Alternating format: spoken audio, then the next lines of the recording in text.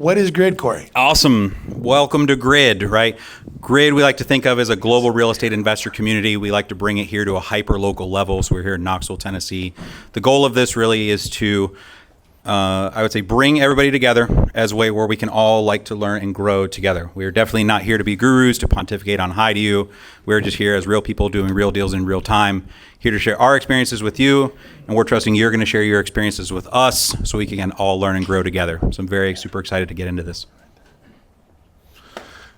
Why do we do Grid? If you're new, the reason we do this is we want to build out a network. We want to build out a platform, right? The reason why we're all in this room is if you're new, you've got everything you need in this room to take action. You got people that you can trust. You get every vendor you can need. There's people that have experience, and you got access to capital. We've got expert builders here, and you've got other people that can share their experience so you can learn from them. We're a big believer in the power of partnership, right? A bad deal is a very expensive education. 100%. 100%. Absolutely.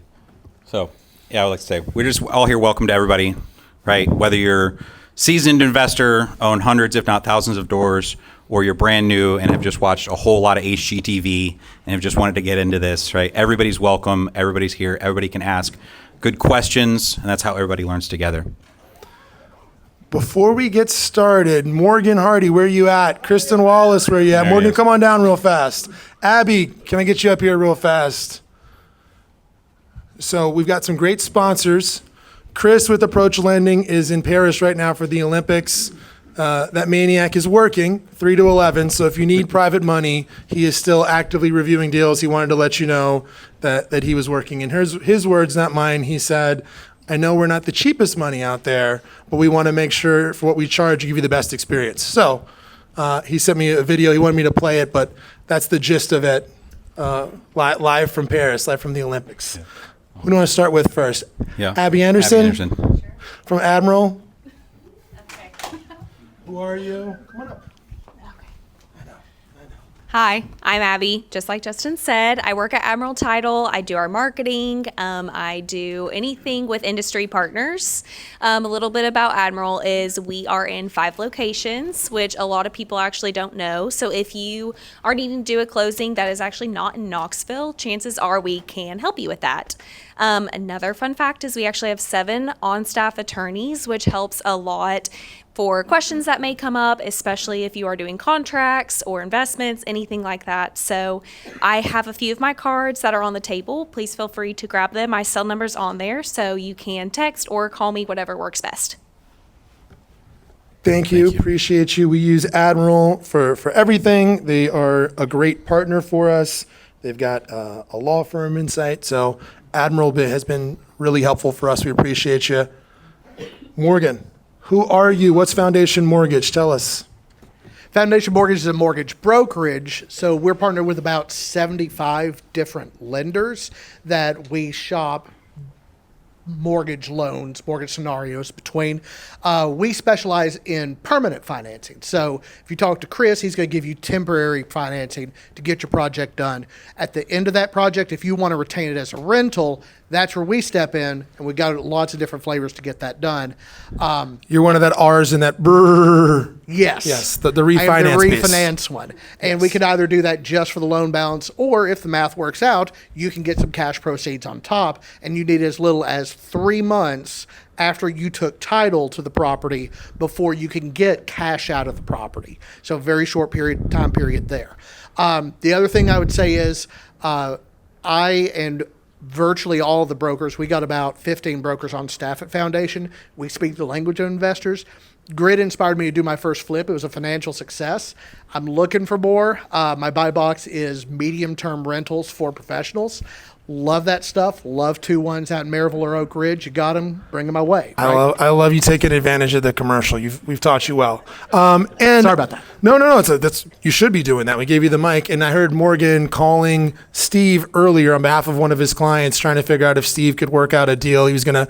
So what I like about this room is there's other agents in this room, there's lenders in this room, but there are people that are also on that same journey with you, right? And the good ones are invested in the relationship, so they don't need to get every single deal, right? They want to stay in relationship with you, and they'll point you in the direction of, hey, here's Steve or here's Chris if I need temporary financing. So I appreciate that, Morgan. I heard you working earlier. Kristen, are you ready? Kristen loves attention. Come on up here. This is one of my oldest, closest friends. Kristen is one of the best businesswomen I've ever seen. Like, she had a business. You were like in your 20s when you were running that family business. Yeah, this whole time, super business oriented. I've learned a lot from her. She's built, I think, the best property management company in Knoxville, single-handedly, manages over 1,000 units. I was telling someone earlier, people were asking me how you get rental data. And I was like, I have no idea. I've never gone online. I just called Kristen, like, what is this going to rent for? Because she had more insight than anyone in the market. Anything I'm missing, Kristen, about your services, your staff, all that stuff? Investor friendly, you're an investor yourself. Yeah. So if you've got deals, they've got to be good deals because Kristen's spoiled. Kristen will buy them cash quick. Yes. All right. Glad you're here. Thank you. A woman of many words. Also, this is in public. Kristen is also a bulldog, so you will get your money. 100%. She does not mess around. All right. I'm excited. We got a lot of old faces. We got a lot of friends in the room. New faces. This in is here. fun. So, if you're brand new, who's new tonight? Raise your hand. Who's got a new First name timers. tag on? Awesome. cool. Who's new to investing? Okay, great. Good. I love. Well, I'll put your hand down. Yeah, stop. No, if you're new to investing, please ask questions. You ask the best questions. Those are way better questions than the. Let me ask the question so I can show everyone how smart I am. much I know. But brand new people, if you have a question, if it's not making sense to you, if there is a term, if we throw out LTV and you're like, what the heck is LTV? Ask us. We will try to explain this. We want to make this a jargon-free zone because we all learn somewhere. We want you here in the room. We want you to learn so you can do deals with us. And if you're experienced, what do we want, Corey? Yeah. We want to do deals with you. Yeah. If you are way more experienced than you, then please, yeah, we want to do deals. Let's partner. That's why we started this thing. Make it happen. That's right. So, All right. Who's got a grid win? It's a chance to do. You saw Morgan grab the mic. Who's got a commercial for something that happened in their life? First deal, met somebody, closed on something. Who's celebrating a success? Agent's got a new deal. Don't be shy. It's a networking group. Pete, what do you got? I placed a client in a very cool rent-to-own property in Chatham Hills, Indiana this week. Pete says he placed a client in a very cool rent-to-own property. Was that through DST? It wasn't a DST, it was a development. Yeah. What's a DST? Pete is, yes. So a DST is a Delaware statutory trust, which you really don't need to know too much about. It's a holding entity. What's interesting about a Delaware statutory trust, when we start talking about 1031 exchanges, where you exchange one property to another, is you can use that for that overage. Maybe you sell one property and there's something left over. Delaware statutory trust allows you to put like a partial amount in there and get some of the tax benefits. So they do some really cool stuff with that, with opportunity zones. He helped, a buddy of mine hit me up, said he had 10 days to complete a 1031. So I connected him with Pete. Good resource to have. Good move. And if you don't understand what any of that meant, totally cool. Like, it got kind of in the weeds. We'll talk about 1031s here in a couple months. That's right. That's right. Who else? So, love it. Cindy, Cindy. do you want to come up here and share it? Come on up. Come on up. JT, you too. I know you're not shy. Yeah, you're definitely not shy. If you haven't seen JT dancing, maybe he'll break some moves out for us. Yeah, I know. Don't threaten JT with a good time. All right, Cindy Hewitt, come on up. What's your win? I'm so glad you're here. Yes. I gave my notice at work yesterday. Hey. Yeah. Yeah. Investors. Come on, Yeah. you're rowdy. So, Did you pull almost the- 15 years. Did you pull the half baked? Half the room got that. You wouldn't have done that. Somebody made a very famous exit. He kind of told some people off. Oh, no, way no. out. I was very kind. I actually gave 30-day notice just because I liked the people I work with and just to help them ease their transition. And I'm really excited and just learned so much. And so just a word of encouragement to anybody. You show up to these things, you just listen and learn and absorb all the information that's being taught, and it makes a difference. It really does. And I didn't mean to do this, but Steve, I called you when I had my first deal that I wanted to talk about, and you told me all kinds of stuff, filled my brain up, and I just think about it. And so it makes a difference in just consistency and persistence and just listening and talking and learning every single day, and you can get to where you want to be. Love that. Congratulations. That's awesome. Success leaves some clues. Cindy also called me up and said, "Hey, I want to go to dinner and pick your brain." We went to dinner and we hung out. So if you want to catch, we are available. Lunches, we've got some other events coming up. JT, what's your win, buddy? Where's the music at? Oh. All right, I got 2 wins going on. For one, I've been blessed by God to meet another partner who we're starting a fund. So yeah, it's going to be super cool. That's cool. Yeah, it's awesome. And JT, how long ago did you graduate? I graduated in, I don't know, May, I think. Is that when you graduate? Yeah. May, I graduated in May. And I got 2 deals under contract today. One is in Knoxville. It's turnkey, ready to go. And it's at I don't know exactly what at percentage of ARV, but it's like a super, $40K profit-ish. Of course, I'm not a financial advisor. Please don't take any advice from me. But, of course, yeah, turnkey, ready to go. Y'all can put it on the market if you please. So, yeah, that. And then I have another deal. I need consulting on, a bar, if anybody knows about bars. Yeah, Got it. Congrats, dude. That's awesome. So are you buying the real estate or just the business on that, JT? That's just the business. Okay, I've got business brokerage. Corey's got some background in hospitality, not in the bar side. I know some bar owners. We chatted a little bit about it. Yeah, love it. All right, That's cool. kick this thing off. Okay, Yeah, next week. for everybody at home watching this, we've got a daytime series because I know not everybody can stay late and network. Coffee, donuts, and networking. It's going to be the Friday after Grid, the subsequent week, right? So the second Friday of the month. And this one is at the Design Center. It's Amanda Furlow's Design Center. So if you haven't seen it, what Amanda's done is create, anybody ever done selections for new construction? Where you had to go to the showroom and pick out your finishes and your fixtures and the tile and stuff? This is an independent selection center. So you could go there and pick out selections. If you're doing a spec build or something, some of you guys, you could go there and bring someone in there to do a selections with you. And so it's an independent design center, really, really cool. And we're going to be joined by Barack Saltzman. Who's Barack? Barack. So Barack Saltzman is the city director for D.R. Horton. He runs the territory there from Chattanooga all the way to Southwest Virginia. So it'd be a great opportunity to come connect with somebody like that who's really on the forefront of they're the largest home builder in America, right? So it'd be a good chance to pick that guy's brain, understand their perspective on the market, where are they going to, what are they building, what's their timeline in doing that as well. That's a big territory, right? I mean, that's the whole eastern side of the state. They're building somewhere around 2,000 plus units per year, somewhere around that. 2,000 units if you count Chattanooga, 900 this year. Jamie's gonna speak to that a little bit. I'm sure Nolan might be able to as well, and Brad, about what the prognosis looks like locally, but they're building 900 units here. So we just think it's important to get an idea of where the market's going. Now, DR generally, 80% of their inventory goes to homeowners. They're not selling a lot to investors. They're doing some stuff where they're doing build to rent, and they're selling that to institutions, but they do have some stuff in Kodak. Toby, raise your hand, stand up, wave to the people. Toby's got some information. If you're curious, they're selling some investor-friendly, is it townhouses? Right? Yeah, in Kodak, that might make sense for some investors. Investors are actually able to bid on them because DR screens you. They won't let you. They'll do background checks. They won't let you buy their regular stuff.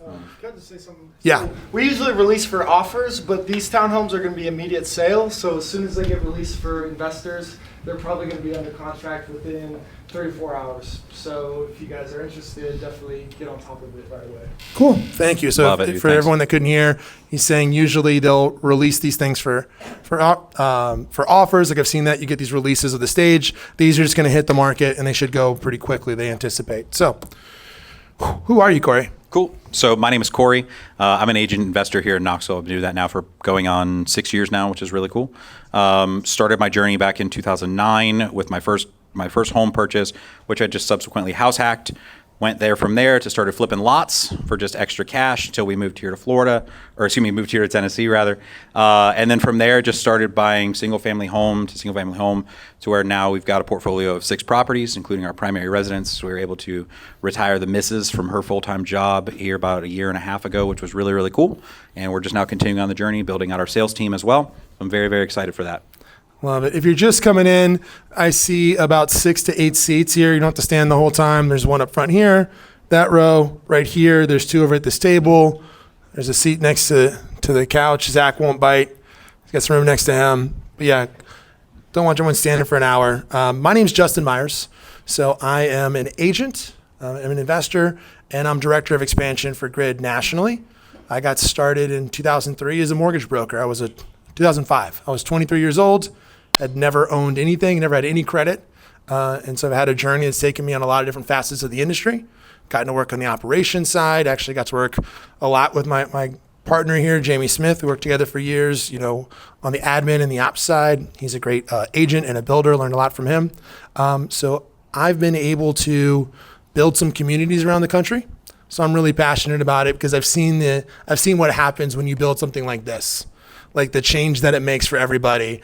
And when we all connect you individually, like the whole community ends up being stronger, because what we're really looking to build here is a high trust environment. An environment where you can go, hey, Jenny, what do you think about Steve? Hey, Steve, what was your experience working with Paul, right? And you can crowdsource this thing so you don't have to come up with every single vendor or investor or relationship on your own. We can share and collaborate together. Yeah, our network is your network. So when you're looking around, name tags, this is the system. If you need it, there's a reminder over there, right? Red is people that provide services. Yellow provides deals. Purple is going to be your Grid leaders, people that work with Grid that can connect you. Ask them if you need a connection. Green is people that got money. Who needs money? Am I the only one? Shh. Let me hold $20. And blue are people that are new, which if I did one thing, it'd be go talk to the new people. More things have happened in my life from being the first person to come say hi to somebody and become friends with them, right? It's been one of the greatest things for building relationships. So, Corey, let's run down the list. Yeah, cool. So here, who's buying deals? Everybody's hands should be up right now. Everybody's got to be shopping for deals right now, right? Cool. If you're not buying deals, is it because you need money? So who's got money to lend? Who's got money to lend? Sean's got some money. Steve's got money. Natalie's got money. Carrie's got some money. All right, fantastic. Who's got a deal they're looking to sell tonight? I've heard about a couple good ones. JT does. Or Elena, where are you at? I know you had one. Fantastic.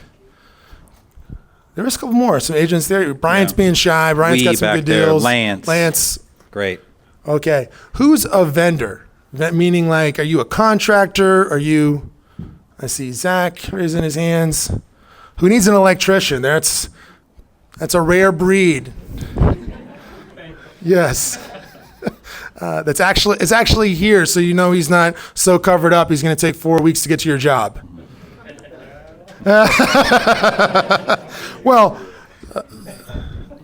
I heard a great joke about a carpenter. Asked me after the meeting. It's not a stage joke. Fair. All right. Who's brand new today? Raise your hands. Brand new first timers. Okay, fantastic. Very cool. Welcome. Who thinks they came from the farthest away? Yep. Yeah, a couple giveaways. Furthest traveled. Who thinks they traveled the furthest from here? Potentially. We got Chattanooga. Who else? Who came to a networking meeting but doesn't want to network?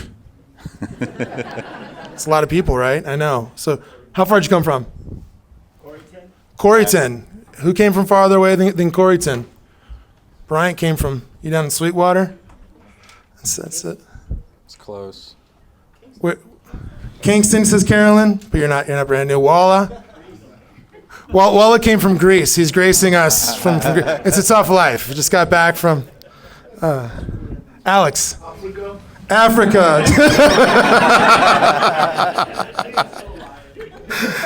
Stretching the timeline a little bit. I love it, Alex. We did this one time. We had a guy that came from Italy. Had just came to visit his family and was there like a week ago from Italy. All right, so who actually did come from farthest away? Where are giveaways, by the way?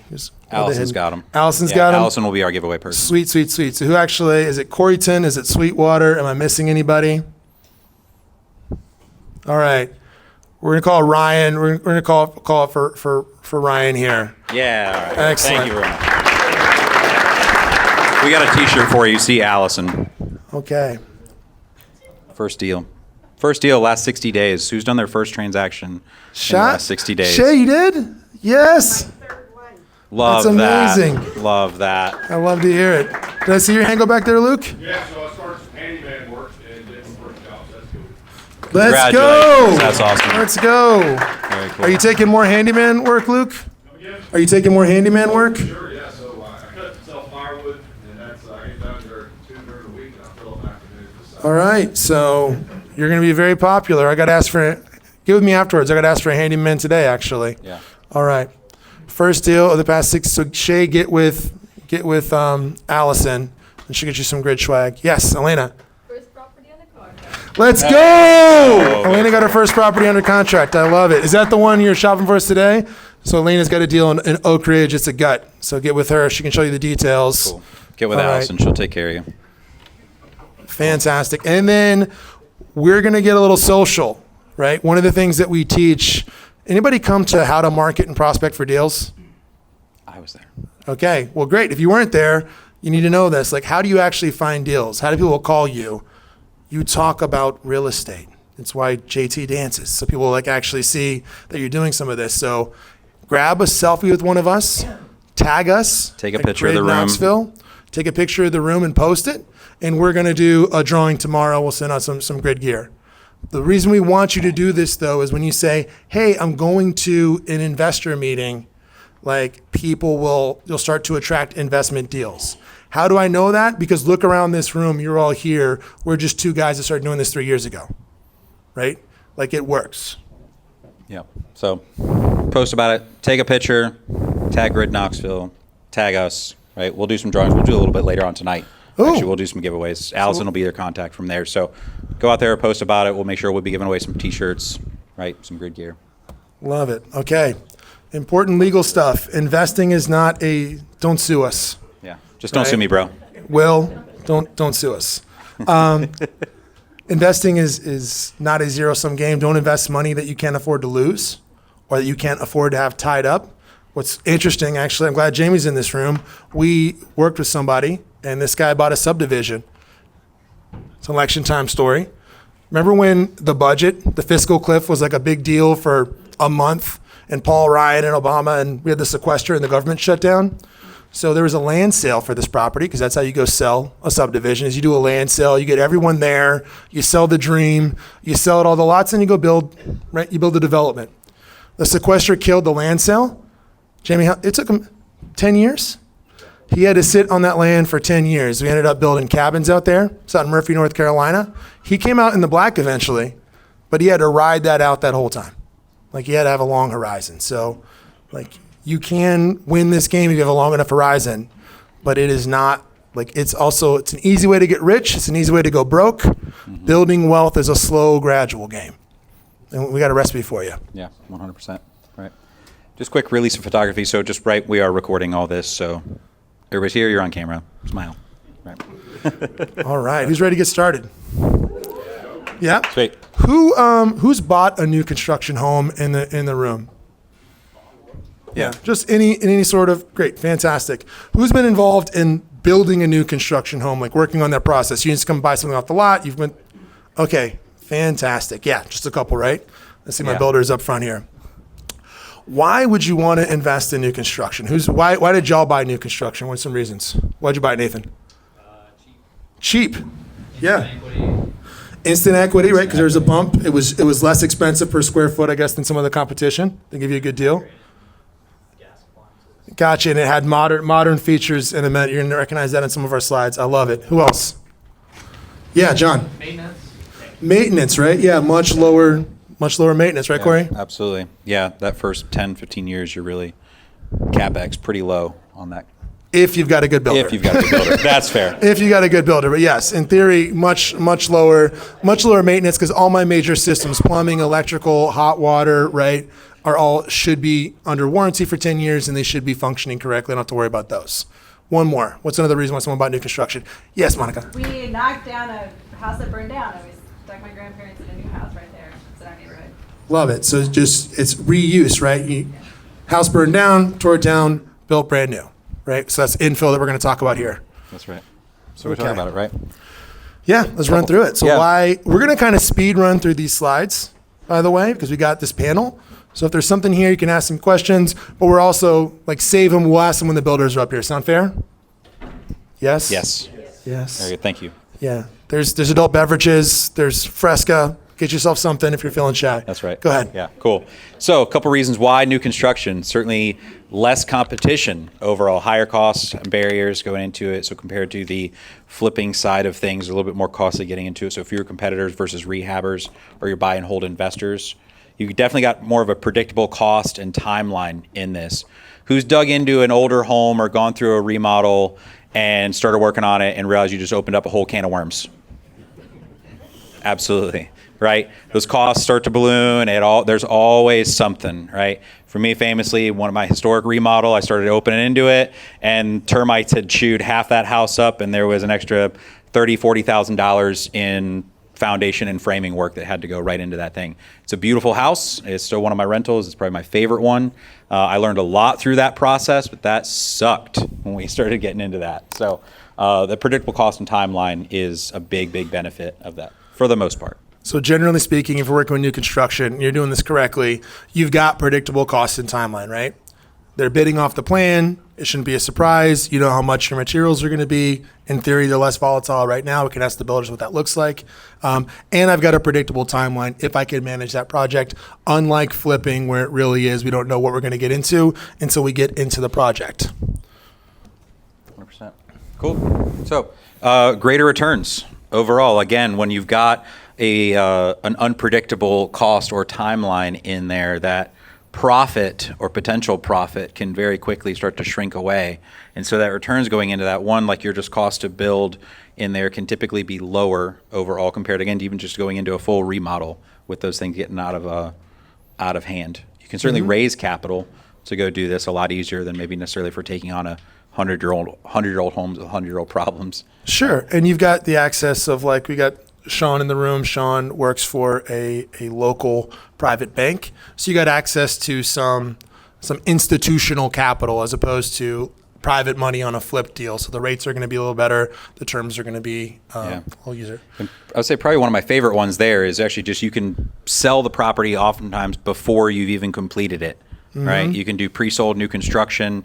You can do this all the way from just you've got the vacant lot and the plans ready to go. Oftentimes some builders will get up to a point where they've got it framed out or in the dry, so to speak, right? That's when everything's closed up and they start doing your interior finishes. They'll start to release it then for sale. But when you can go ahead and just get it sold and start to fund your next project right on the front end, you finish that build out and you can roll those costs over. It's a pretty big advantage. Sure. And then I think there's two, we just talked about it. It's one Nathan brought up right there, modern appeal. If I'm building brand new, it can have gas, it can have, designer tile, I can put in granite, right? I'm not going back with wood paneling or something, which I can respond to market trends. Like I can see what the market is asking for and I can bring them, especially maybe a blueprint they're looking for, right? If the market wants open concept, sometimes existing inventory is not possible to do that. It's going to be cost prohibitive. Or I can actually go to areas too. I've got some flexibility on where I'm actually building this product and be on trend there as well. That's right. Yeah, and certainly just appealing to a broader market. Everybody likes new, right? So when you can go ahead and put out a product like that where it's applicable to a vast majority of people, because again, most people like brand new stuff, you got a better upside in terms of your resale. Yeah, as an agent on the sales side, I can say that has been our experience, right? Like that every segment and demographic of my home buyer market, whether it's my downsizers, people are moving for a couple reasons, right? Divorce, diamonds, dollars, diapers, diplomas. Deployment, yes. Deployment. There's a couple, death, right? So Sure. Whatever that scenario is, I've sold new construction to all of those people for the same thing, the perceived convenience, the safety. It's going to satisfy dad, the home inspector, a little easier sometimes. Yeah, the famous right? home inspector dad. Yeah. So our focus tonight is going to be, although, I can ask Nolan some questions on the apartment side, we're going to talk about single family just because that's a more realistic entry for everyone. Everyone here, it's a model that we're going to understand, and it's something you could all, embark on if you were going to get started. That's where most of us are going to start. That's right. So, Corey, you got 4 big questions. Yeah, these are going to be the things we're really going to try to dive into tonight, right? It's the what can you build, what should you build, how do you manage that process, and ultimately, how much is it going to cost? Anybody, before we run through this, anything we didn't cover there in benefits of new construction? No? Good? Let's run through, let's answer these real fast. I want to bring the panel up. What can you build, Corey? Sure. So certainly going on something that's like a tear down or raw land, a property, this is something that already has a piece of property, an old home that you can tear down on it. One of the biggest advantages for that is you already know what you can build there. Your utilities are already run. You've got a good idea. You could potentially go to the city and petition for like a rezone, but you've got a good understanding for what's actually going to be in place. Raw land, however, is certainly going to require a little bit more legwork because you've got some feasibility studies that have to be done to ensure that you can put what you want to put there. And so when we're talking about raw land versus like developed land, right? So infill, we know what that looks like. It's an empty lot in a subdivision, right? Raw land is something where it's a piece of property, may not have easements in there, may not have utilities. You don't know if it's what the perk is, if you have to have a well there or a septic. And so there's a lot more variables in the cost. However, in a lot of cases, it's most profitable to subdivide land. That's why you see developers buying that land in Carnes and subdividing it all up. Like their delta that they're making, the profit that they're making, is taking that raw land and putting it into a buildable product. That's into a buildable product. That's the value add they're adding. Sure. So if you're going to go that route, just be aware that you're going to take more time in doing so. There's going to be more variables that are out of your control as you go through like the governmental processes, and you're going to need some additional help. Engineers, land use attorneys, other consultants to do that versus what Monica did, which is, hey, the house burned down. We're building back something on the same property. Yeah. So zoning, right? This helps tell you what you can build on that piece of property. A good architect, engineer, builder, contractor should certainly be familiar with the zoning process and what, again, can be built in there, or modifications can be done in that space. So, right. So generally speaking, the smaller the lot, the more of it you want to build on. Mm-hmm. Right? Can we skip one? Sorry. Yep. Oh, you got to pause it. Oh, cool. There you go. Yeah. So if you've got a very small lot, then you might want to max it out. You might want to do some, Nolan, you've done some tall and skinnies in Chattanooga, right? That's where maybe you're going vertical, or we're doing a 0 lot line. It's going to require a different kind of build. If I've got a very small lot, if I've got a larger lot, I'm obviously not using all of that, right? An acre lot, I'm not building, a 20,000 square foot home, okay?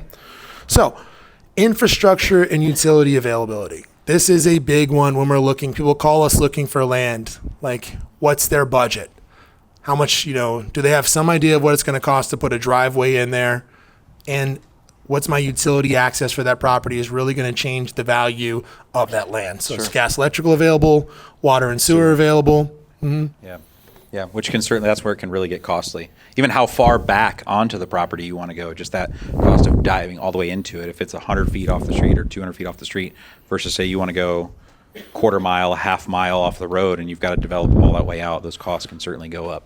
And it's certainly something to look at if you're thinking like, hey, I want to build I'd like to have some acreage. Fantastic. Like, what's the cost going to be to get your driveway a half a mile up the property along with your utilities, right?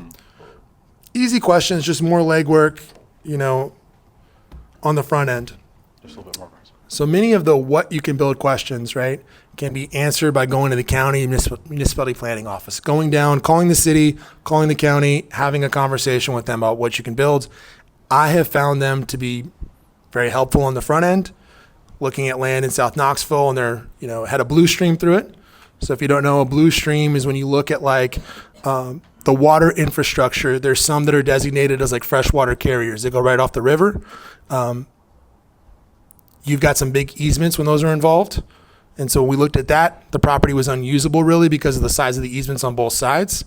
But they walked through, they gave me some guidance on, hey, you're going to have to build out culverts that are going to match the 100-year flood for this. There's 50 acres that are draining through this property because it's a blue stream property. And they also walked through like what the zoning in the area was. However, none of that means anything until I have it through in writing. They gave me some predictions on what could be done and what might happen, but the zoning consultant I'm talking to is not the board. So it's not a done deal until its plans are submitted and approved. And I'm sure y'all have had some interesting experience with zoning. What should you build, Corey? Yeah, sure. So, I mean, do some market research. Call your favorite realtor. Talk about what's moving in the area, right? Have a good understanding for what the desirability is, because depending on the location and market focus, there can certainly be your opportunities when it comes to luxury, workforce housing, vacation rentals. Each market, different area are going to be different and demand a different type of housing. So consult with your favorite agent, consult with your favorite professionals to have a good understanding for just your market knowledge for what's there. Yeah, talk to builders like you have right here. Like get an idea of what's available in the market. This is probably one of the biggest ones, right? How will you manage? I think you go back to that one. How am I going to manage the construction? So, how am I going to manage the timeline? How am I going to manage the process? It's a fairly straightforward process, but it's just because it's simple doesn't mean that it's easy in terms of managing all these trades. So I want to have something. Anyone know what a Gantt chart is? G-A-N-T-T. You ever seen one of these? Maybe you use one if you're planning a wedding. A Gantt chart is a timeline. I should have put one in here so you could see it. But basically, when I'm looking at my timeline, I have some things that are contingent and I have some things that are independent, right? So if I'm working on the exterior, that's independent perhaps of what I'm doing on the interior. Does that make sense? Like once I get past rough-in, like might be waiting on something outside, but I can move forward on my interior. But there's some trades that are hold up everything else. Hey, I can't do anything on this till I get this permit or something. So having a clear idea when I'm looking at my timeline of what my independent variables and what my dependent variables are, and managing that process is like the magic. That's what you're hiring a good GC to do. It's the trade relationships, and then successfully managing this timeline is going to make all the difference. That's where they're earning their money.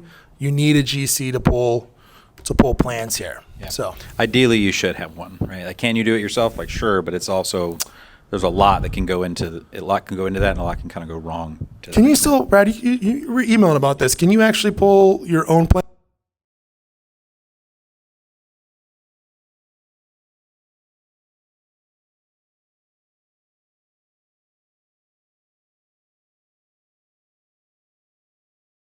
You can build just like actually ADUs. If it is a primary residence, then you can act as the general contractor and supervise the own construction and pull your own permits on your primary residence. You cannot do it on an investment property. Yeah, and oftentimes, right, these building plans can cost you anywhere between say $5,000 and $10,000. And if you're working with a builder who's already had some experience in this space, maybe has built this home over and over and over again, or has a handful of plans already ready to go, we can help kind of expedite that process. And we're just at that point worried a little bit more about a site plan in there if that's needed. Sure. And so what a site plan is, has everyone seen blueprints before for a house? Oh, my thing went away. My picture didn't hold. I had a site plan on there. Sorry. Oh, there it is. Well, the blueprint Oh, is the there. site plan My went site in. plan's So, gone. blueprints, like good blueprints, are going to have all your trades. So when I go look at that, that's like my Bible. I'm going to be able to see my wiring diagram, plumbing. I'll be able to see framing, all of that stuff on that blueprint. A site plan is but that blueprint's going to be the same regardless of the house. I can use the same exact plans. I don't need to change the wiring diagram if I'm building the same house. My site plan is the interaction with that house and the lot that it's on. So that's going to take into account easements, topography, all the things, the systems that are external to the house, maybe the septic field. So depending on where I'm building, I might require a site plan.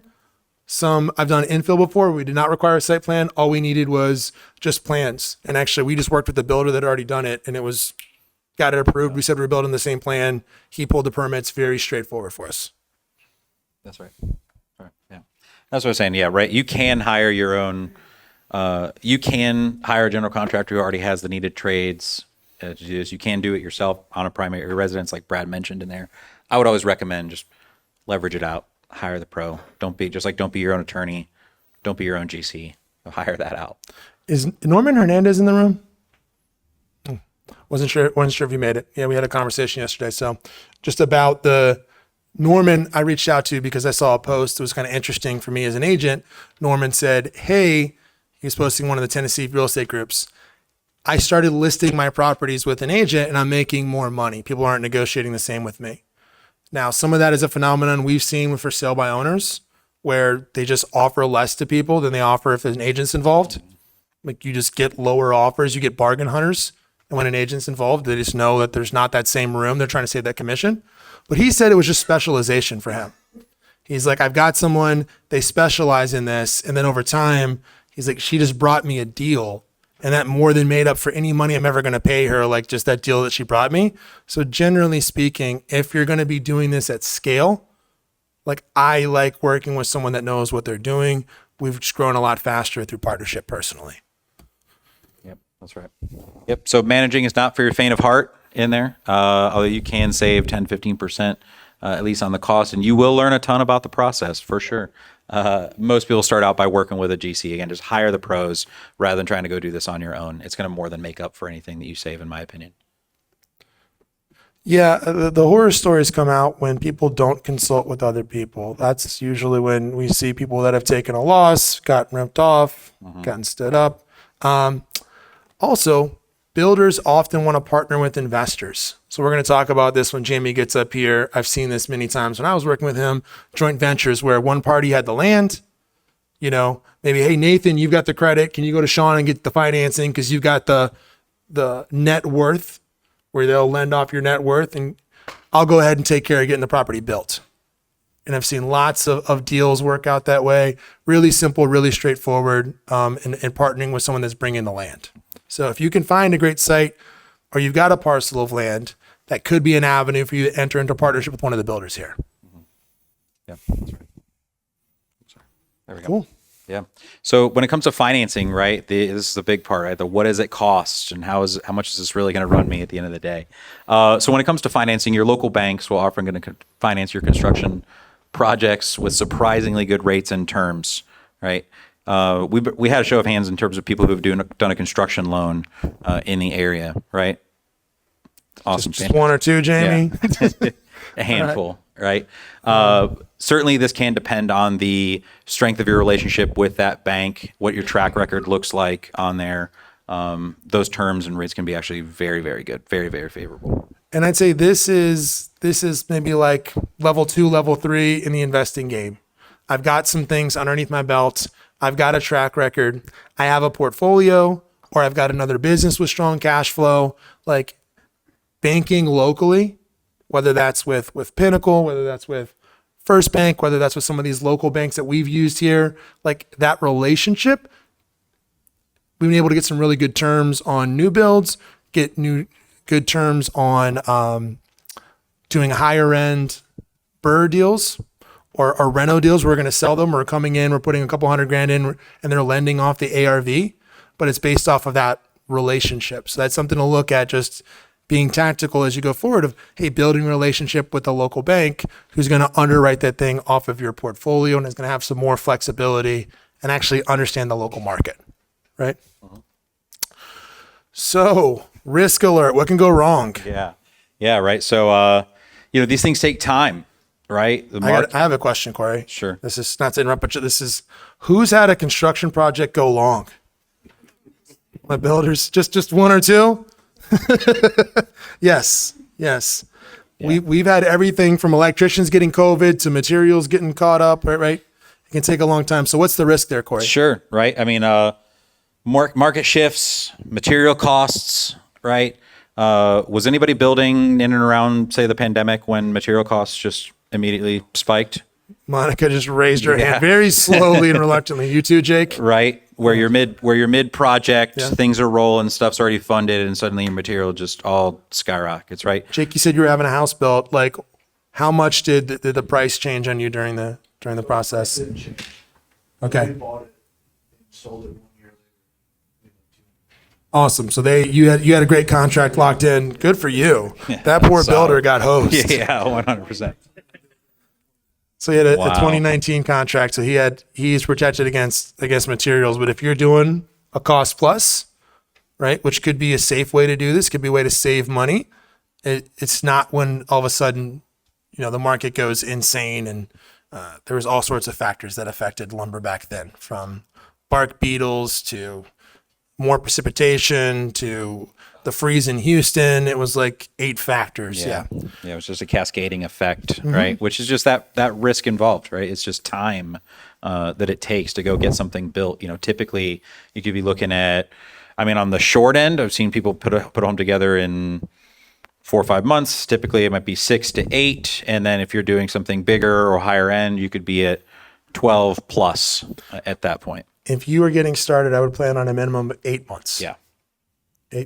8 months, because there's going to be some lead time involved as well, and better to be conservative, right? Plan for the worst, hope for the best. So That's right. costs can vary really, really widely depending on the type and the location, like what the finishes are. So it can go from 130 a foot to 200 a foot, and those both could be considered average finishes depending on the home that you're building. I think we'll have that conversation about cost per foot with our builders. They can get some insight. If you have questions on that, certainly can have a conversation about what that costs. Yeah, I think an interesting note on there, right, is just that's the under the roof cost. Yes. That doesn't go into the cost of the dirt, the development of said dirt, like we touched on before. Those are all just like added costs that can go into that. So when we're referencing this on a price per square foot, they're saying that's really just going to be that under the roof cost and not an all in for the land and development. When I'm comparing apples to apples and I talk to a builder and I say, hey, what's a price per square foot? I got to keep in mind that's not going to be contingent on the lot. And in East Tennessee, topography is a huge, huge deal, right? Especially when you get out west. If you're doing something a little nicer, you're not building like on a flat city lot. All of a sudden you've got a walkout basement and you've added 80 to 100,000 to the cost of the home because you got to develop that out, right? Now those homes can command a greater price sometimes because you've got more square footage depending on how you finish it, but it can be a big variable. So just keep that in mind. Like there's a separate budget. I'm gonna have a budget for the house, and then that's gonna be demolition, site work and grading. So that's gonna be like the excavator coming out like, hey, where are you actually gonna build your house? They gotta prepare that site work, compact that dirt, grade in your driveway, all of that stuff, your utility connections. Are you gonna use a well? Are you gonna use septic? Anybody build cabins? Pay $100,000 for a well? Right? Depending on where it is and depending on like good luck getting someone out there to do it. Right. And then just your soft costs for all the legal paperwork, any sort of like you need a home warranty, a builder's warranty for that property. Great. So lots of variables, Corey. Yep, that's right. So certainly when it comes to new construction versus rehabbing, there's a lot of things to consider in there. Understand it is a learning curve. Just like if you're doing rehabbing, if you're doing new builds, you're going to learn a lot along the way. And the more you're doing it, the more you know, the faster things move. Like it just gets exponential, a little bit easier. There's always going to be things that are going to come up. That's just, again, the nature of investing in real estate. Who's got some questions while we reset the stage? We'll bring our guest speakers up. Who's got some questions on what we just talked about? I love it. We crushed it. Who's falling asleep? Needs a stretch. No questions for anybody that's coming here? Anybody? Yes. You mentioned blue properties. What's that? You mentioned blue properties earlier. Blue properties? You mentioned about with the site plan, Yeah. culverts in. What percentage of properties would you say fall into that category? That might require a site plan? So your question well, was? not a site plan necessarily, but you go to the blue. Oh, I was talking about blueprints versus site plans. And which properties don't require a site plan? Blue Oh, stream. Blue Stream. That's going to be contingent on land. So that's just, all of this information is available. Like it's you can go source all this stuff. Again, if you go down and talk to the city, you talk to the county, I found them to be very easy to work with. For example, who wishes they bought in South Knoxville now? Right? Man, I wish I would have known. There was a diorama in the city county building showing exactly what they were going to build for like 15 years, y'all. It was right there. It showed you exactly what we're going to do for the South Waterfront. You could have been snatching up properties right there this whole time. Like, it's not a mystery. If you go talk to them, they'll help you. I started a little sign spinning business, and I just went down and I talked to like all the applicable departments I could think of about traffic, and they helped me out there. So what percentage have a blue stream? One, you're going to know, do you have a stream running, like a creek running through your property? Like, one. And then second, you just go look at like KGIS and call like environmental. And we did that in our due diligence. So we didn't lose any money, but you want to have due diligence on land, right? There's a lot of, if you're going through your land contract, there's a lot of protection if you ask for it on the front end. You should not be writing like contracts on land with no contingencies. That's wild. Yeah. You know, unless you really know what you're doing. Yeah, that's just a crazy risk. Yep. Not one to take. Fantastic. Any other questions before we bring the panel up? Everyone ready to get the experts up here? Cool. Awesome. Excellent. Come on down, guys. Come on down. Let's Grab your introduce Jamie seat. Smith, Brad Burns, Nolan Woody. Thanks, guys. Really appreciate it. Give them a round of a hand.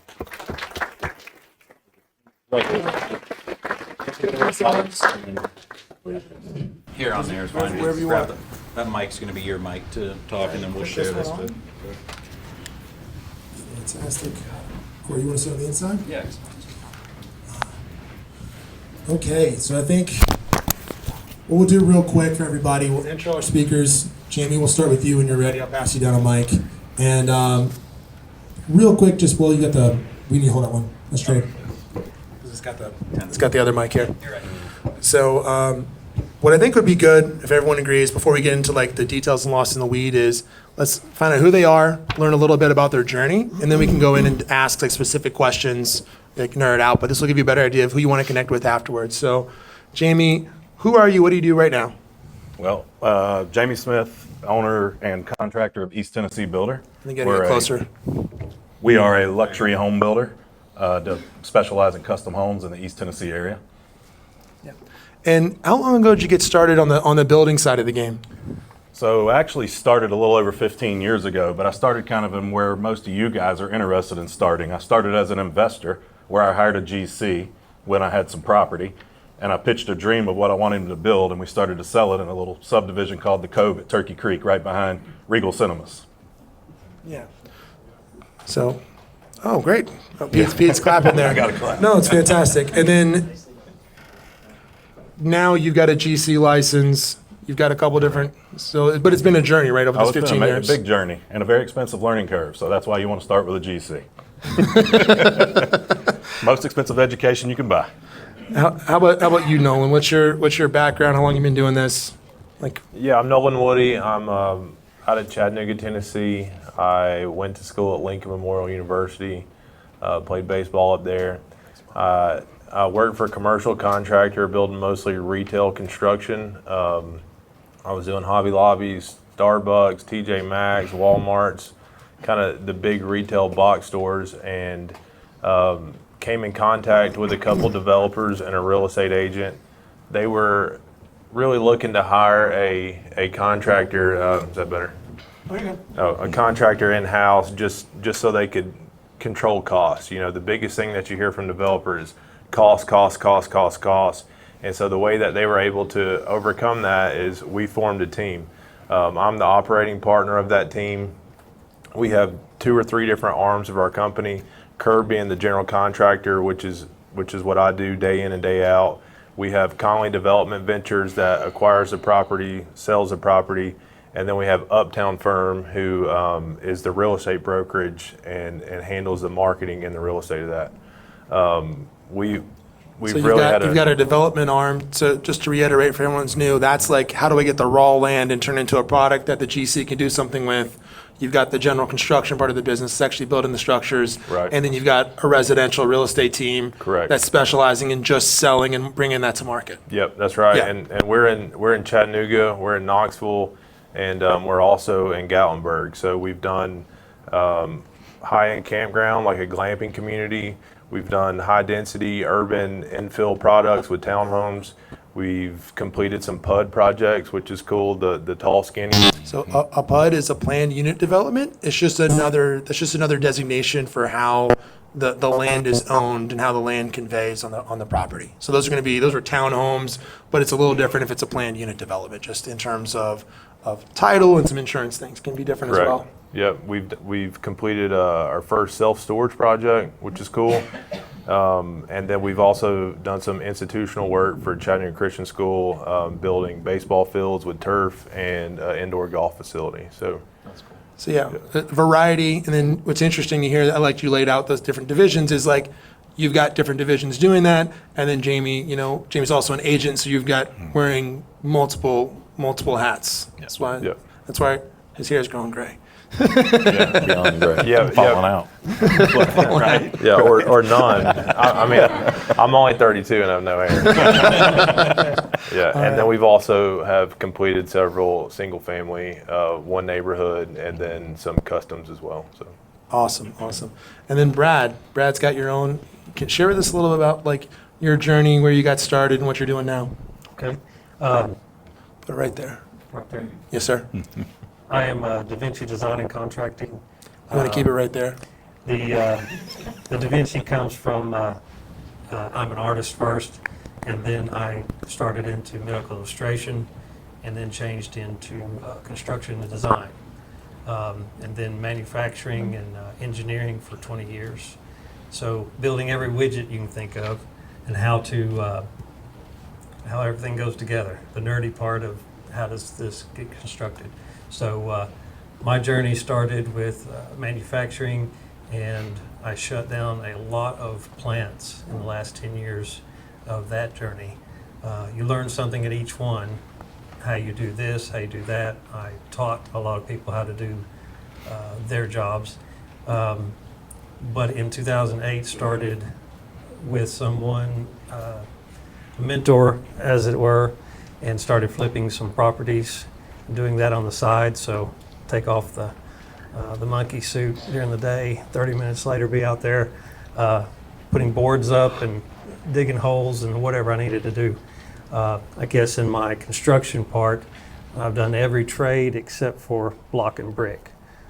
In industry, I did all the trades, and so I know enough, a little better than to be dangerous, but I know kind of what needs to be happening, and that helps me in managing the trades and construction and all of that in the background. I am commercial and residential. I've spent some time doing some build-outs of restaurants in second generation. Done a few tap rooms. The artist side of me, I've welded up and made a lot of the signage and fixtures and things for people. So that part of it, I'll spend a lot of time on the design part and put my fingerprint on things, and allow people also do that as well. But spec homes right now, some customs, and yeah, trying to do more new single family spec homes at the moment. And Brad, I know because we've worked together in some projects, and I've seen you work with other investors. I know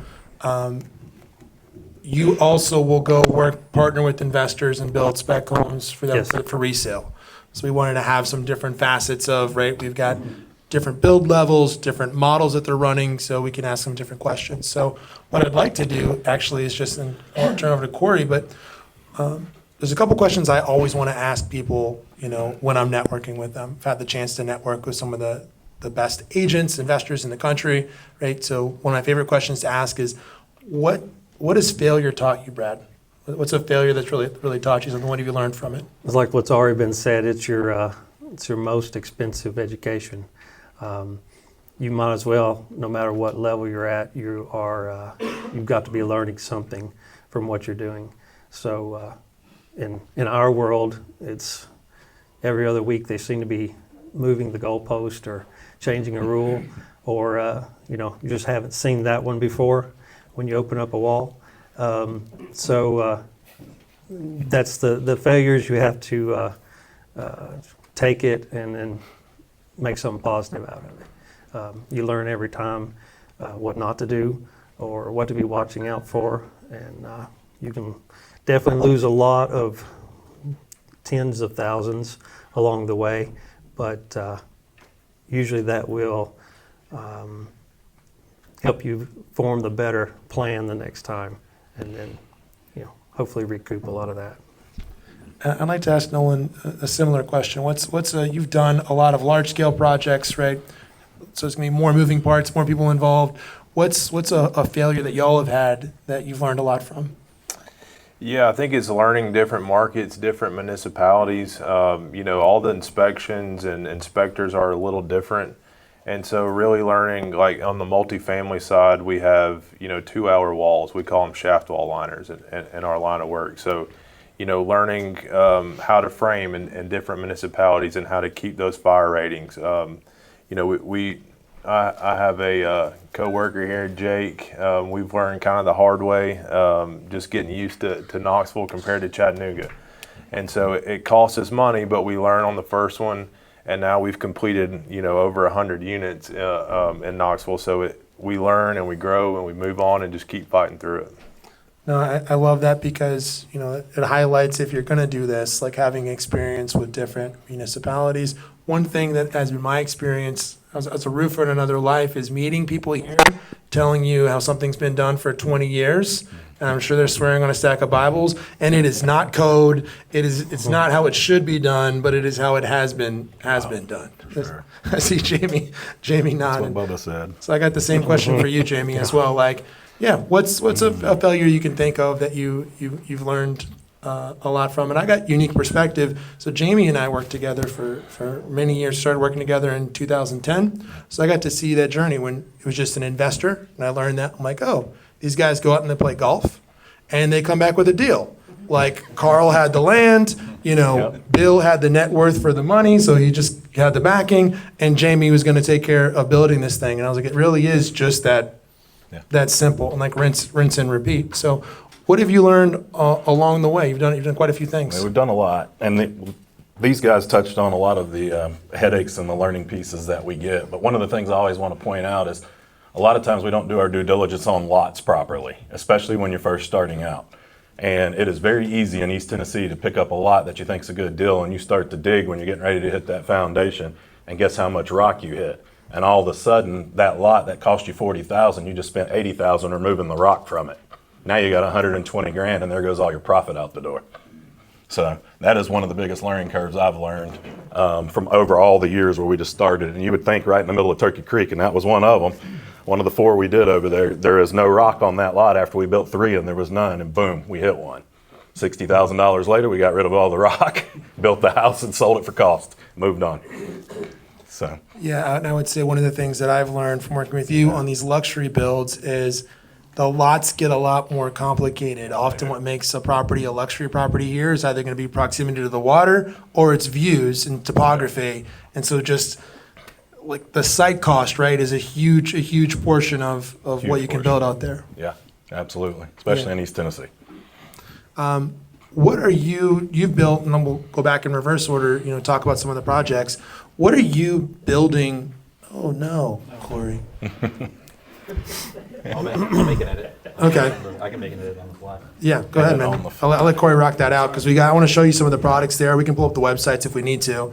Like, you've built some different markets. What product are you building right now? Like, where's the ball? So what area are you playing in? So we're currently still playing in the West Knoxville, Loudon area, Farragut, Hardin Valley, and then Tellico Village and Tennessee National, if y'all are familiar with those developments.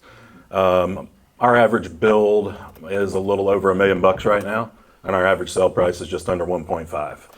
So we specialize in a higher end luxury home. We currently have about 13. 11 of those are completed. 2 are about halfway done. And then we've got several more that will be starting as we close out the year. What's for those who might not know her new? What's Tellico Village and what's Tennessee National? So Tellico Village was founded to be like a retirement community. It was started in the 80s. It is just south of Knoxville. It has a little over 7,500 lots.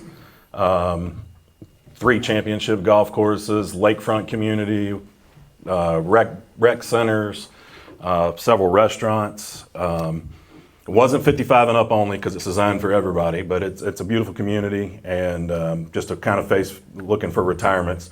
Tennessee National is a community that was actually started in 2006, and they struggled tremendously with what happened with the economy from '08. It's actually changed hands 3 times now with developers, but the current developer has launched a huge marketing program that has really taken that to the next level. But it is a gated golf course community, lakefront, amphitheater with live music, coffee shop in-house. They have a little bit of everything. Villas start in the 600s, and your biggest house right now is about $4.5 million. Excellent. Yeah, I appreciate that. Nolan, how about you? You got a lot of different things going on right now. Yeah, so Well, I guess in the Knoxville market, it's mostly townhomes and downtown Knoxville. So we've got the Saint pulled up right now for you, Nolan. Okay, cool. So the Saint was a 28 townhome development on West Blunt Avenue. Those are extremely close to campus. They have views of Neyland Stadium. So as you can imagine, pre-sales on those were really hot. For my geographic, so that's in South Knoxville. Yeah. Yeah. The one thing I will touch on that project, everyone talks about infrastructure, right? And talks about winning with the land. We didn't win with the land there. That was a very challenging site.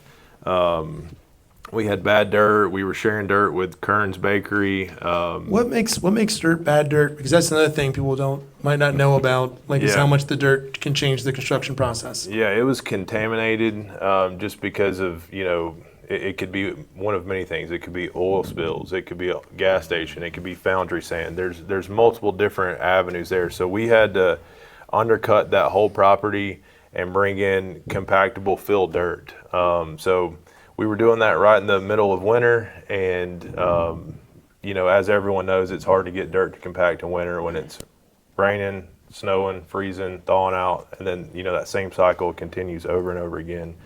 But putting all that aside, it was a very successful project. I think we have one unit left. Moving forward, we have a couple communities in 4th and Gill. We have one on North Central, and then we have a couple new projects coming out of the ground in South Knoxville. So really looking at the urban growth, taking old, like that property, Happy Holler is what we're calling it. It had a couple of old buildings we demoed, and then we're, again, bad dirt. So undercut, bring in good dirt, and then start going vertical. Yeah, so different approaches, right?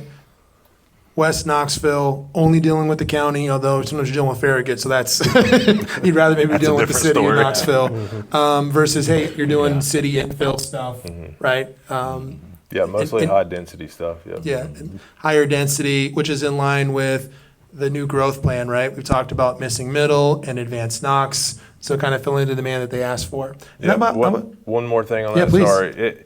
Just to clarify, we're not doing any apartments. They're all townhomes. And so that's how we kind of differentiate from a lot of downtown developers, because we want people to be able to own their home and, have their own roof and their own, usable space.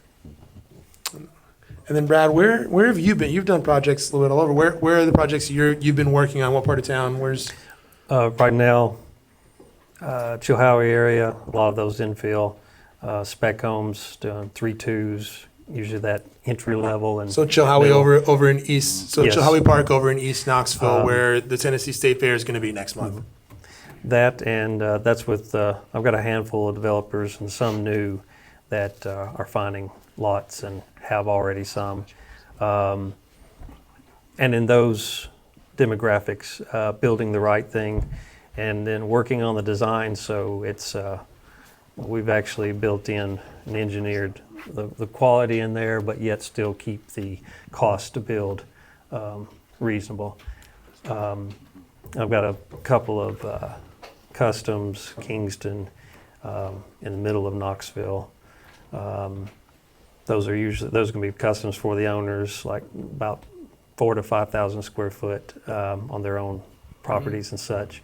I'm in planning stages on most of those, as in my opinion, the site plan, that's where you really, that's one of the most important things that I always harp on is the planning. Know where you're at. You're always going to have something come up. You're always going to have something that surprises you, but try your best to have the best thought out building plan, and also the site plan. Know that the site conditions are always going to be a gamble sometimes. And I've saved, I guess, so many spec homes in the last 3 or 4 years. Contractors running away with everything they put into it. One house in Carnes was built on the last lot in the whole subdivision, and it turned out to be where everybody dumped their topsoil. So the guy had to go, we had to build and cut out foundations. spend another 150 grand on a $250,000, house, to go down, and there was structural problems. The slabs were cracking after 6 months. When I came in, we had to cut a lot of that out. The driveway was like this. We had to do a lot of tear out and rework to make it minimum code in some cases, but also make it sellable. And it sold pretty quick once we did those things. But that's what I run into a lot is people. That was a developer, her first time. She actually had 2 lots side by side. Both of them were the ones that they dumped all the topsoil from all that subdivision onto. So all of it had to be dug, $50,000 retaining walls and so forth. So if someone had done a soil sample for $1,500 before they got started, that would have saved them a whole lot, and they would have known at least what direction to go. So I get into a whole lot of, I've gotten into a mess. Can we figure it out and make it better? I'd be curious just kind of each of y'all's perspectives because you're operating in different fields. But in general, we've seen a lot of influx to our area, certainly like a lot of demand, but I'd be curious just what each of your perspectives are in terms of where the market's headed in our area. Where do you really see demand going, pricing, where does just new construction going? It seems to be certainly the only way we get out of this inventory hole that we've been in for years and years now. So I'd really love each of your perspectives just on where do you see the market headed? Want me to start? Yeah. I think about my answer. He's like, thank you. We have to think on that one, right? Well, based on the guys that I talk to and listen to, which are some of the best industry experts in new construction and in real estate, they have pinpointed East Tennessee to still be one of the strongest growing markets over the next 10 years. And they believe a high percentage of that is to be new construction. We are so underbuilt with the amount of people that are moving here that they said we could build 10,000 homes for the next 5 to 10 years, and we still couldn't build enough homes, and there's not enough builders here to do 10,000 homes right now. So obviously, like they mentioned, D.R. Horton coming in trying to build, close to 1,000, 900. They're trying to put a dent in that because they've seen it, and just like the industry experts, D.R. Horton being one, why are they here? They know what Knoxville and this East Tennessee market has to offer, and that's why they're here building and buying everything they can. So I think the market's going to be very strong. We're just in a weird spot right now, as we all know, but it's common this time of year with rates up, elections going on, and some of the other things that have been going, hurricanes in Florida. We're all probably up here thinking what's going to happen to our material prices over the next couple months, right? So as those things affect, but yeah, I think the market's going to be good. Yeah, we're taking a little bit different approach. I mean, all that stuff is very much true, and we're right there with it. But we're really trying to attack the affordable investment style property. With interest rates being so high, with inflation, with everything that's going on, we're trying to live in that mid 300 range, and the end user of that are either first time buyers, young professionals, or short-term rental, long-term rental investors. So we really want to live in the $300,000 to $400,000 range, and just produce higher and higher volumes of those infill properties. Yeah. And so we had a call with Barack Saltzman, the city manager for D.R. Horton. One of the things that he said, interestingly for them, is they want to continue at that lower end of the market. Like the goal is to build enough inventory to bring to stabilized prices.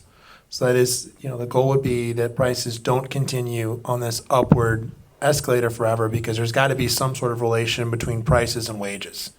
And I don't know who's an employee in here, but are your wages going up as fast as costs? No. Anybody getting killer raises? Yeah. Like there's got to be some sort of like a stabilization there.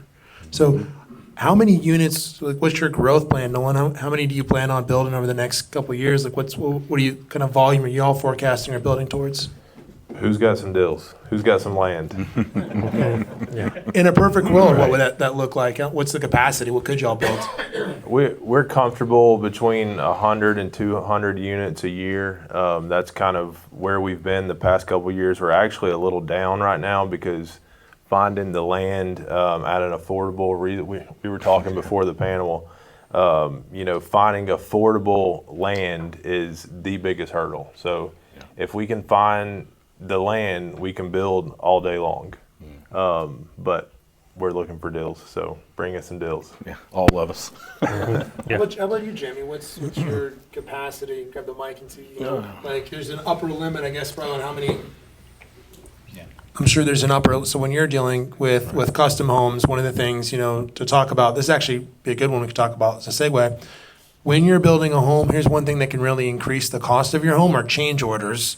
And what are custom homes, but just nothing but an endless cycle of change orders. So change orders are where the plan changes along the way, and you decided you want to put different finishes in, change the kitchen, add a sunroom. So we could talk about that, but what's your bandwidth for customs?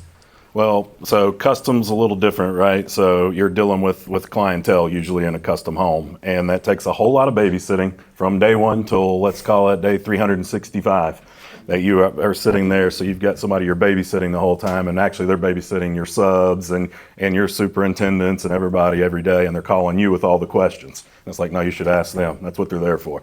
But capacity-wise, we look to do about $20 million a year in custom homes. That's kind of what we're set at.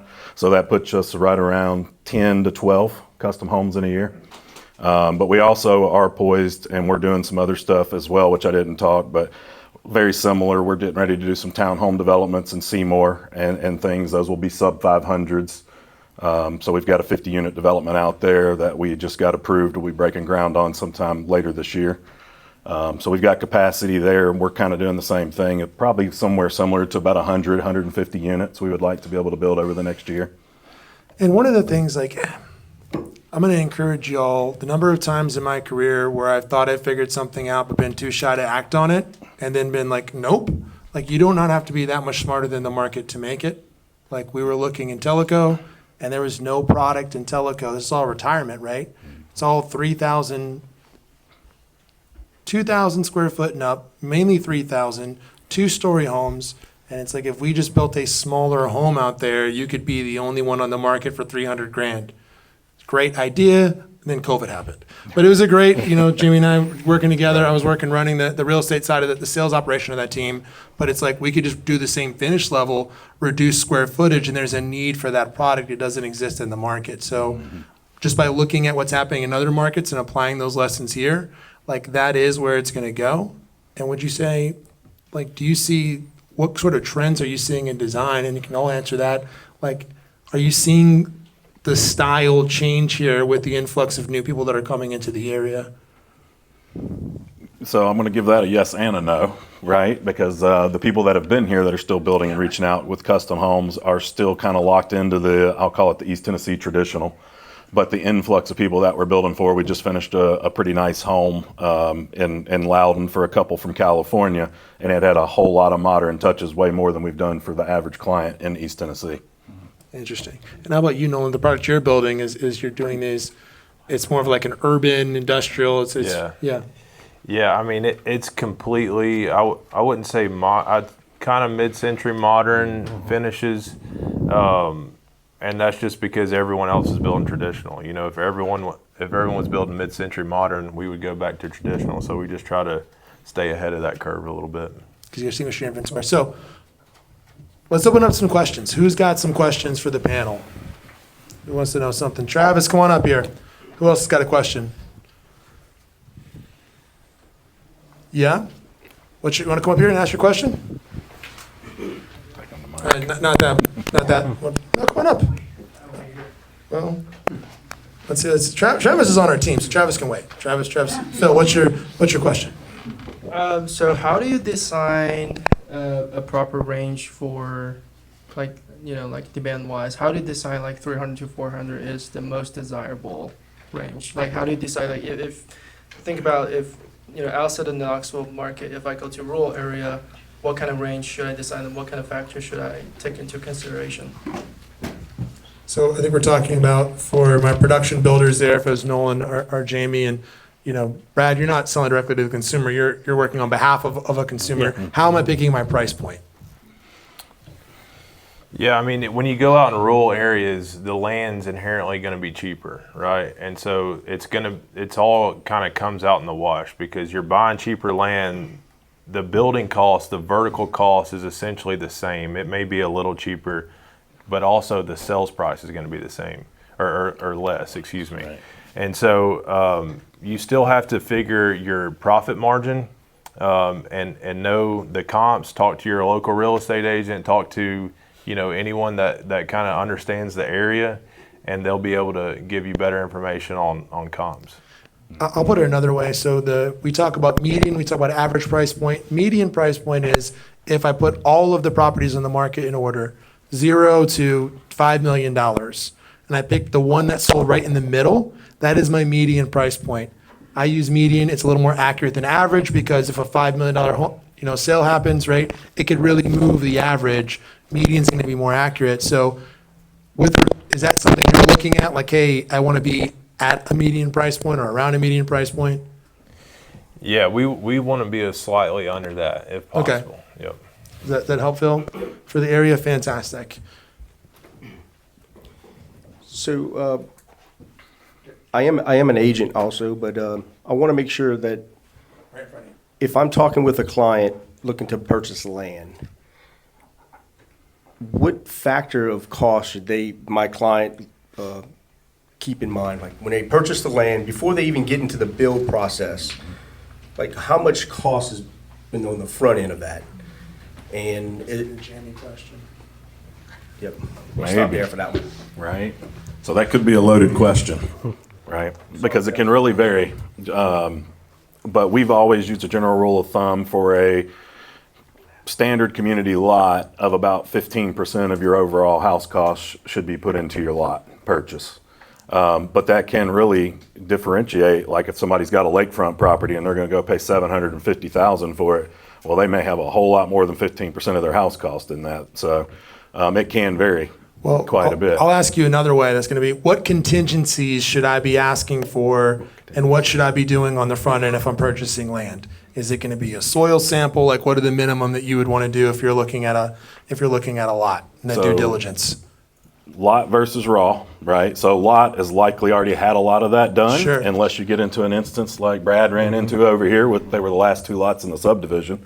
But the majority And of the lots. that's common, isn't it, Jamie? The very last 2 common. lots are the junk lots. Like people are dumping their trash, all kinds of stuff there. That's why they were cheap. It happens consistently. Yeah. So that can, that's one of the things you look at. If it's a built development, the developer, things like that, you've already known they've done a lot of their study. So you may not need as much due diligence time and things to look at there. But do take in fact, when you're looking around the community, if you see decorative rock or evergreen trees growing in a lot of places, because that does mean there's probably likely rock in that subdivision. So if you see that, you might recommend your client gets a soil sample to see what kind of rock there is there. But then you've got perk tests for septics. Typically, you're going to have. So that's a if you need percolation a well, test where they test like how the water is going to go through that soil. Yeah. Right. If you're going to need a well. Yep. Right. What kind of zoning does that property already have? Right. Is it got what you need to be able to build just their single family residence or whatever they're looking to do? So there's a lot of instances that you're going to need a little more due diligence on the raw land than you will on an established community. And one thing, just before we go on to Travis's next question, I was thinking about this with the soil you had, Nolan. Like one thing to keep in mind on a larger scale development is like you're using the soil on site. You need geotechnical engineering because like if you're using the on-site soil, like how you construct the cement is going to vary depending on the soil. Right. Like, do you need to bring in different additives? Like, how much compaction is there going to be? Like, it can obviously significantly increase your price. Yeah. What's the correct timeline to bring in a builder? When I'm working with a client that's looking for land, when do they need to start that relationship? It doesn't matter. Anybody can answer that problem. Yeah, take it, Brad. I say that it's your plan. what are they looking for? Is it something they're going to move into and retire in? How are they going to use, the build versus an investment? Or some of my clients, they've built and they said, in 20 years, we'll move on and then we'll sell it. So we want to build in designs that will last and won't really be so trendy that we can get back out of it later and so forth.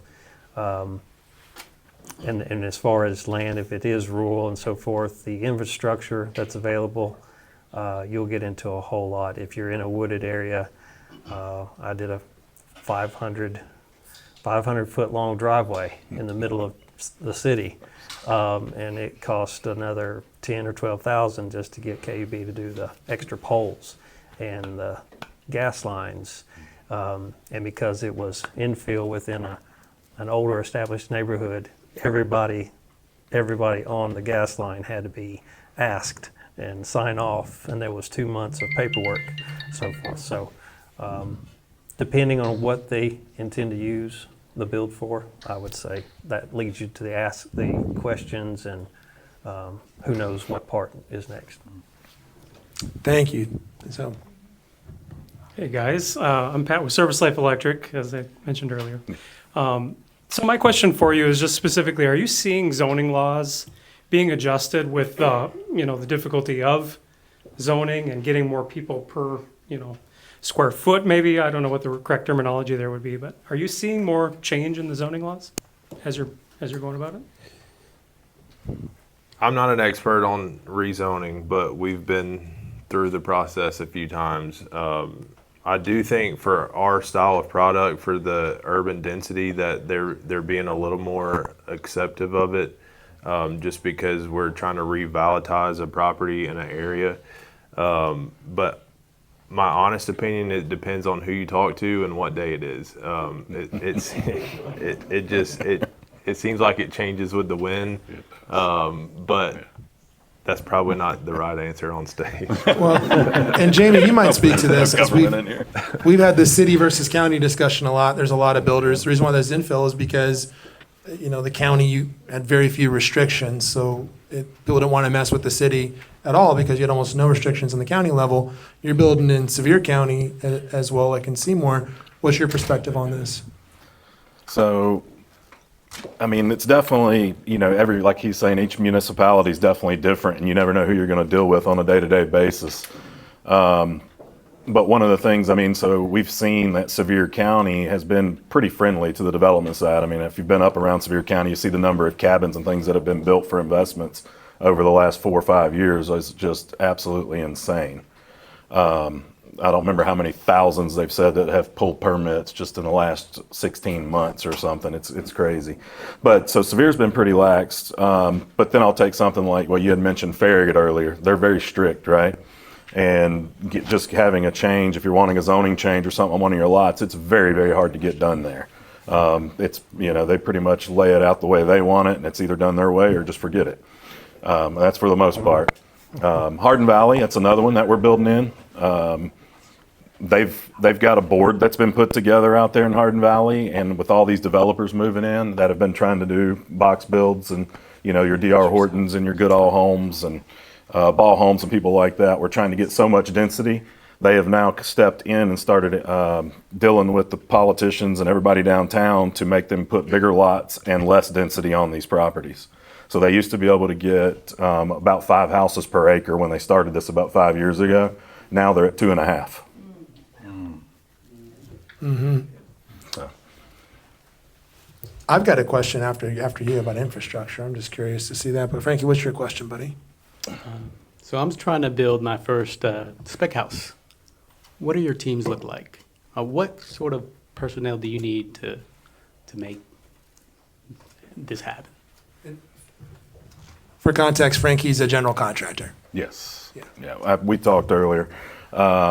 So, from your perspective, you're getting ready to build one house. Depending on your time, you may manage it yourself, right? If you don't have the time, you really need a superintendent or a construction manager that has the knowledge.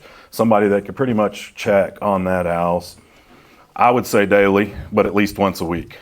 And they're staying in touch with your subs and your vendors and people to make sure that things are scheduled and staying on time and following up to make sure they were done properly, especially when you're new to the game. You got to watch out. I've heard Brad over here taking over builds where GCs would just burn people and left. So that's a common thing. You got to be careful, be smart about who you hire. And I'd be curious to hear Brad's answer too, because you're on that same scale. No one's got a bigger organization. You've really got to set up the relationship with your trades and know who you're working with. You may have to go through several people or groups. Everybody's going to be in their lane doing electrical or doing the plumbing or doing the framing. Each step of it, there shouldn't be anybody out there really that does it all. That's first red flag. If they do it all, then they're spread too thin. Something's going to happen, and it does. But write that one down.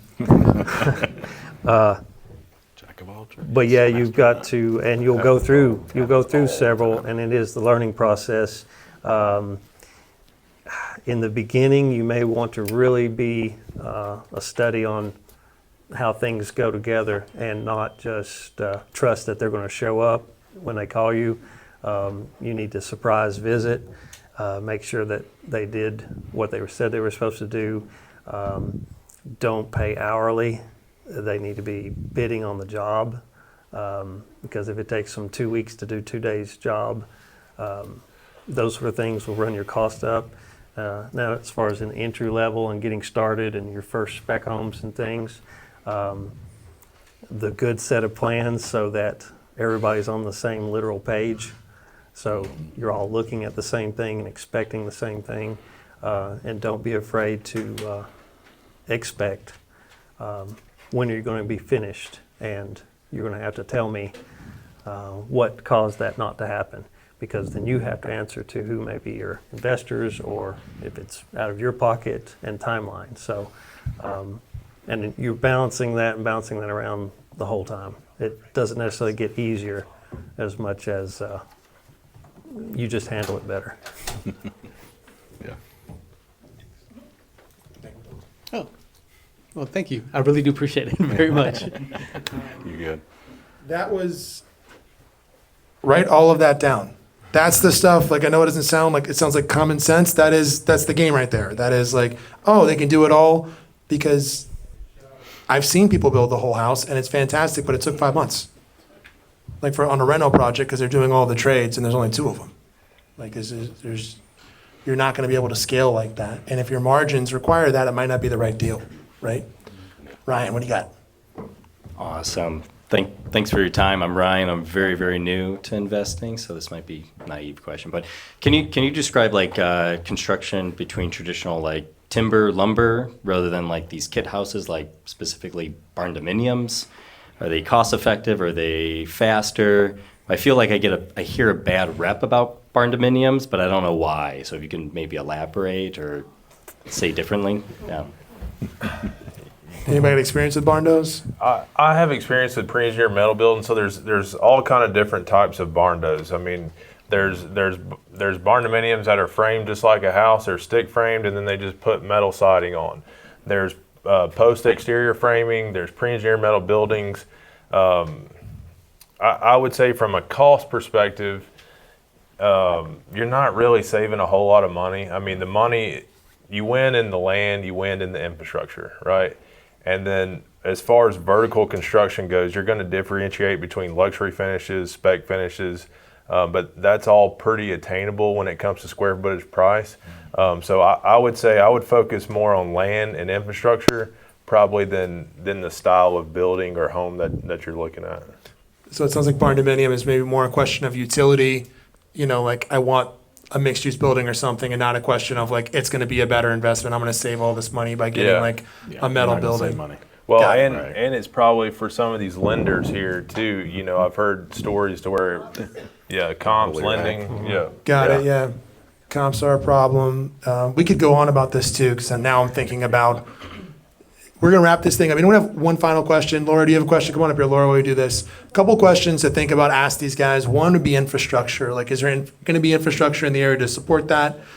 Depending on where you want to go, so serious infrastructure issues in Hardin Valley, down in Seymour, right? That's why we can't do multifamily down there.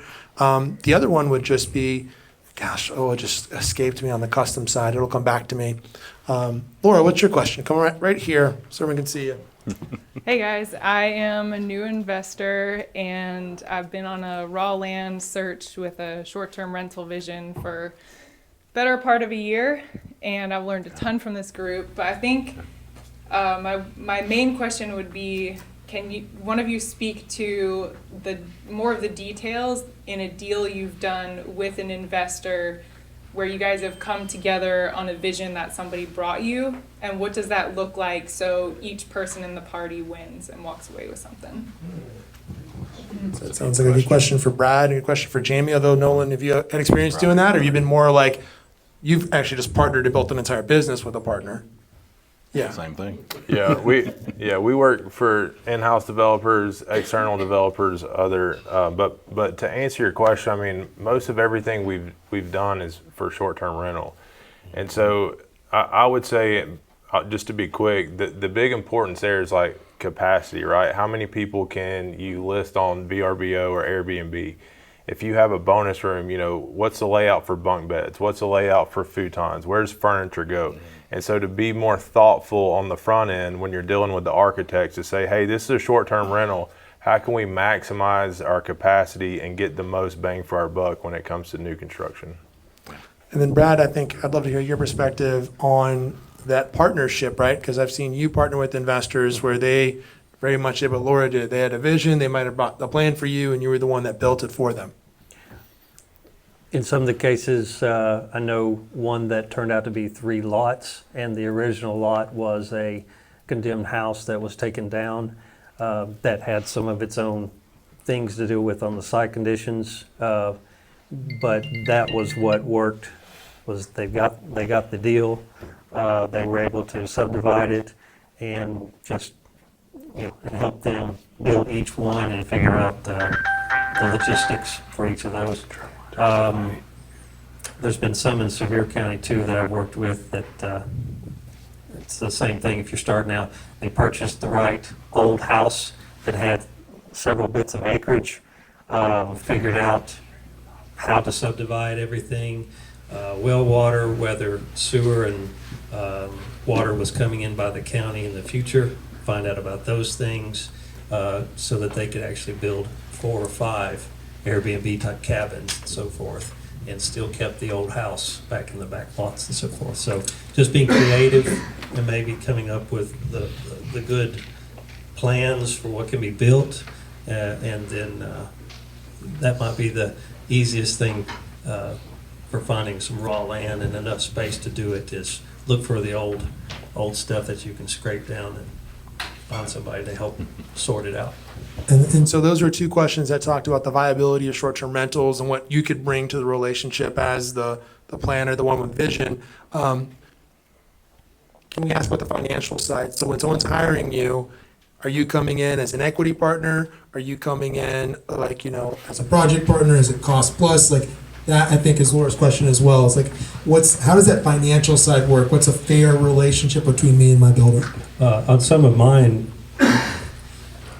if they don't have anything to start with, I'll come up with a few ideas, help with the design, the layout of the site. So I may partner with them to, if you want to say, develop the vision, and then my goal is to build and actually construct what we've decided on and so forth too.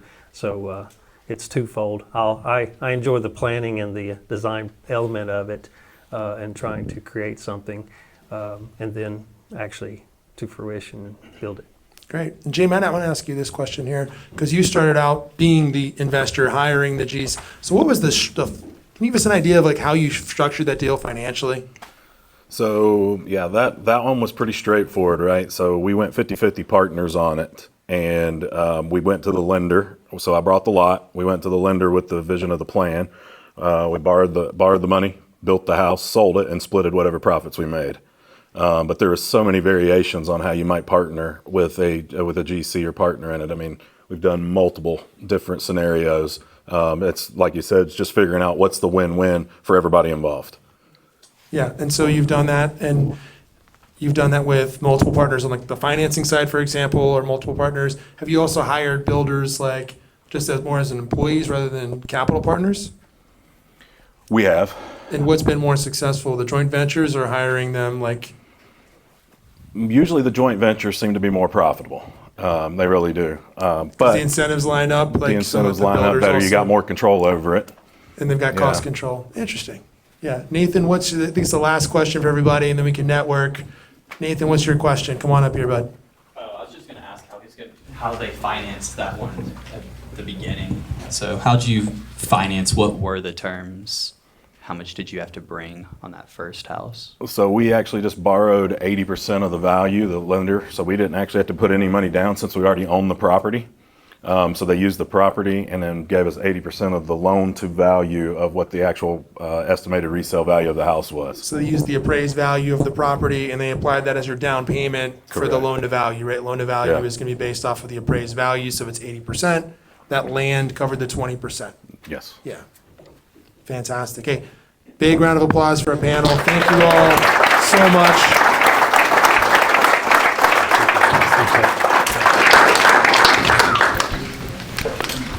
So where's their contact card? I don't see it. So we're going to send out all their contact information. We'll have a recording there. If you are interested in more content, which clearly we've got a big demand here, let us know. We can do a lot more on new construction. We've taught some other classes on it. We can go a lot deeper. Next Friday, 9 a.m., we're going to be at the Design Center. The Design Center is in historic Mechanicsville. And can I ask everyone, did anyone get any value out of today? Clap your hands if you did. Can we ask you for a small favor that would take 5 minutes of your time? Maybe 3 minutes. Can you go to Casa Knoxville, that is our team, and leave us a review? Just something speaking to our character, your experience. Like if you could just go on there and leave us a review, it would greatly help. We've had all sorts of issues, so I had no Google site for about a year, so we were just getting that launched. So if you could do that for us, really would appreciate that. We'll include the link for the review when we send out our thank you tomorrow. That's right. Cool. Winners, right? We got our winners for our social contest. Then we're wrapping this up. Wait. Winner, chicken dinner. Who won, Corey? Yeah, we actually got 2 winners picked out on here. So I want to give a big thank you to Aaron White and Jessica Stevens. Thank you so much for your support in there. Give it to Jessica, Allison, who was Aaron, taking care of thank that. you. Some sweet grid swag. We'll see you guys. Yeah. As Justin mentioned, we got our coffee meetup next Friday, and then next month is actually we're diving into the world of short-term rentals. Ooh, and I have one last thing. If you didn't know, GRID is a national organization, right? I help lead over 30 communities around the country. We're opening more. Jump in the National GRID Investor page. We've got training like this every single week, 2 times a week that they're live streaming in there. So if you've got questions, general questions, like you're asking Frankie, kind of like team questions, play questions, Laura, like you asked, jump in there. I've got a lot of like 30 different grade leaders in there that can jump in and answer those questions for you. Thanks for coming. We'll see you next month. Hopefully we see you on Friday. Thanks, y'all.